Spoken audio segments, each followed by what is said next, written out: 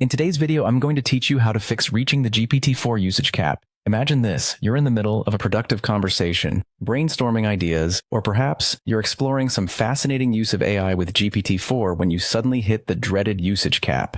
It can be frustrating, but don't worry. I'm here to guide you through this with some simple steps that will get you back on track in no time.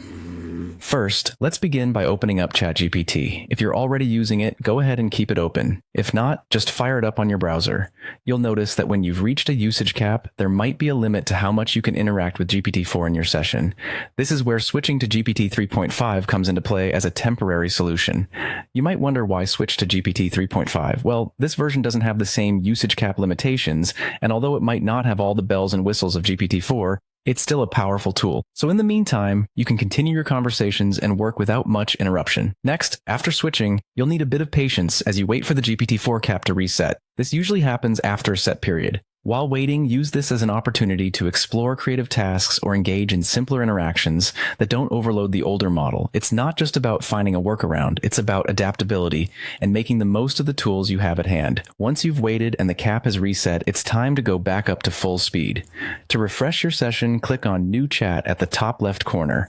This will open a fresh conversation thread, freeing you from the confines of past interactions and starting anew with a reset cap. Lastly, if you find yourself frequently hitting this obstacle and need uninterrupted access, consider upgrading to Pro or Plus. With these plans, you get extended usage limits and access to the latest and greatest features. Of course, this is a more long-term solution and an investment, so weigh your options based on your actual needs and usage patterns. And there you have it. By following these steps, you're equipped with strategies to manage the GPT-4 usage cap efficiently. You're not just solving a problem temporarily, you're enhancing your workflow and staying productive. Thanks for watching today's guide, and until next time, keep exploring and engaging with these incredible AI tools.